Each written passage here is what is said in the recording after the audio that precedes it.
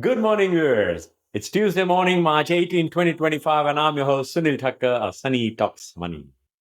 Welcome to ST Money 7 a.m. early morning news, where we provide you the latest, concise, and precise stock market wrap with accurate figures and numbers. Corrections that occur within a bull market tend to be good buying opportunities. And that's what exactly happened on Monday. As the chatter around tariffs subsided, equities continued to push away from technically oversold levels. US stocks climbed for a second day, extending the recovery from a sharp drop that reached 10% last week as industrial and energy stocks rallied on economic data that, while missing forecasts, was able to quell concern about an imminent recession. US stocks gained for a second straight session on Monday as investors sought bargains after the Nasdaq and S&P 500's four-week tumble and assessed the latest economic data to gauge the impact of Trump administration's policies. The Dow Jones Industrial Average led an afternoon move higher than that handled the index a 2.5% gain over the past two sessions, its best two-day stretch since early November last year. The index gained 0.85% or 353 points to 41,842, while the S&P 500 rose 0.64% to 5,675 points, and the Nasdaq Composite rose 0.31% to 17,809. The Russell 2000 gained 1.2%. Markets have been highly volatile recently, with President Trump's tariff threats pushing the S&P 500 into its first correction since late 2023. After indexes rebounded somewhat Friday, Scott Bessent said over the weekend that corrections are healthy, making some investors nervous. The Treasury Secretary said Sunday he wasn't worried about a market downturn. They are normal. What's not healthy is straight up. Stock futures fell following Bessent's comments, but indexes started to rise on Monday morning after Commerce Department data indicated retail sales edged up by a seasonally adjusted 0.2% in February from January. Economists had forecast a gain of 0.6%. But excluding sales at automobile and auto part dealers, sales rose in line with expectations, satisfying some investors who were preparing for worse. The numbers were weaker than expected, but they weren't as bad as some people had feared. A separate report showed March factory activity in New York State plummeted, the most in nearly 2 years.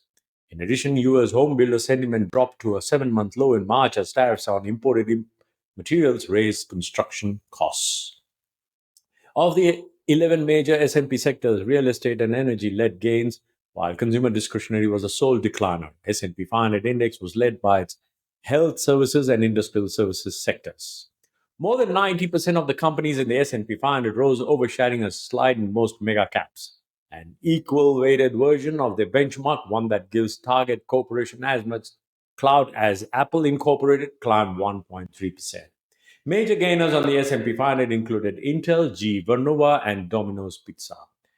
Intel shot up 6.82% after incoming CEO Lip-Bu Tan considered significant changes to its chip manufacturing methods and AI strategies. Quantum computing stocks such as D-Wave Quantum and Quantum Corp surged 10.15% and 40.09% respectively. Losers of the index included Discover, Capital One, and Tesla. Tesla stumbled 4.79% after brokerage Mizuho lowered its price target on the electric vehicle maker's stock to $430 from $515. The stock is already down 41% on the year. Nvidia was the biggest loser on the Dow Industrials. Its stock fell 1.8% and is down more than 10% this year. The artificial intelligence chip maker Nvidia kicked off its annual conference. Nvidia's annual GTC Developers Conference in San Jose, California, unofficially dubbed AI Woodstock, started on Monday. It features a keynote from Chief Executive Jensen Huang on Tuesday. In other market actions, benchmark treasury yields inched down to 4.304%. Gold prices ended Monday's New York session at $3,000 a troy ounce, a record for the front month contract and a fifth straight day of gains. Bitcoin prices traded above $84,000. West Texas Intermediate Crude rose 0.5% to $67.52 a barrel.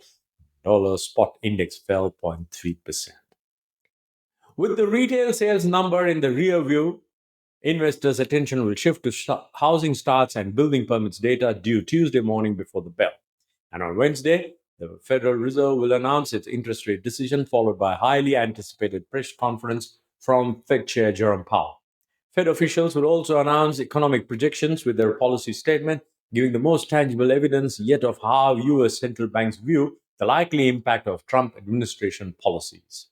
Jobless claims will follow on Thursday morning alongside existing home sales data. That's the wrap for today, my dear viewers. And if you got value from this, please do subscribe, like, and share this video as much as possible. You can consult me one-on-one at st-money.com. And I will see you again tomorrow morning. In the meantime, happy investing, stay inspired, and remember, it is all about money.